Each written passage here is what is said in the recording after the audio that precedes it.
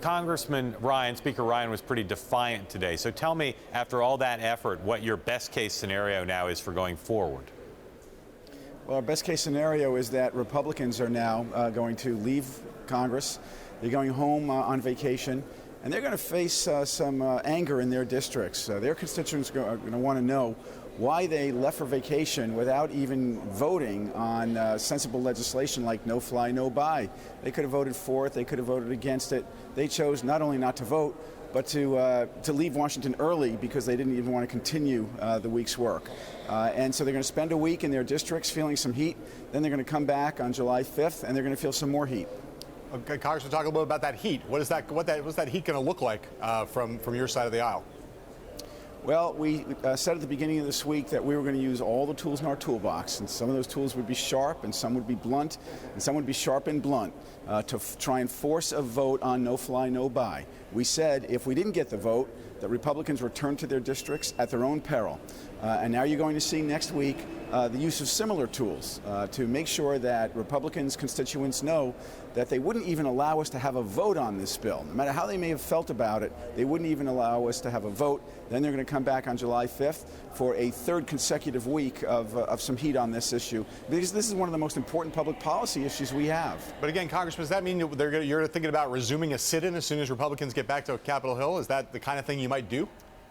I'm going to be very honest with you. I don't really reveal the playbook on national television, but we did tell the Republicans early on. We gave them notice on Monday. We told them that they really should give us a vote, and we were going to use every tool we had. I think they learned this week that we're willing to dip into that toolbox, use those tools, and do what needs to be done. The minority, as you know, we have very few rights in the United States Congress. One of our rights is to put pressure and heat on the majority. That's what we did in Washington. We're going to do it next week in their districts, and we'll keep doing it until we get the vote that we deserve. Congressman, stipulate that you all feel passionately about it. You feel you have public opinion on your side, and there's emotion about recent events. But what's the threshold for not just going a more standard route, say a discharge petition, and doing what you all did last night, which is basically using civil disobedience to disrupt the House floor? When is that appropriate as compared to the normal tactics that are available under the rules?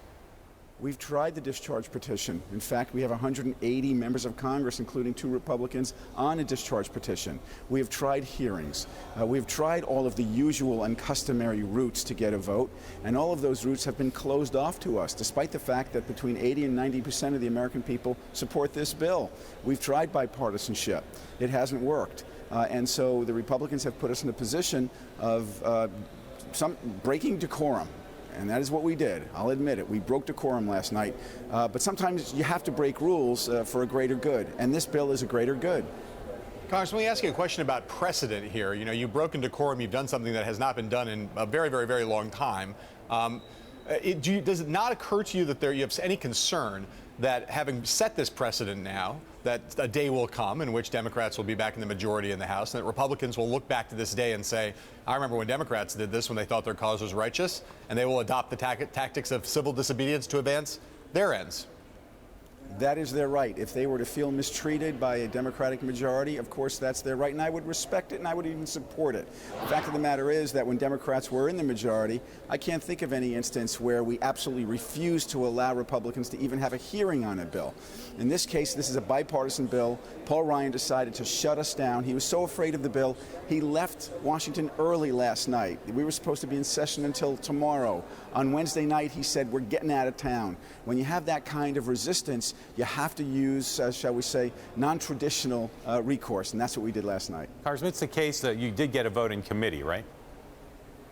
On the King-Thompson bill, no, there hasn't been a vote in committee. They will not allow this bill to advance, despite the fact that it has 111 co-sponsors and 180 people on the discharge petition. In the end, what's your attitude towards Speaker Ryan's attitude that he portrayed in his press conference? Do you have sympathy for his position?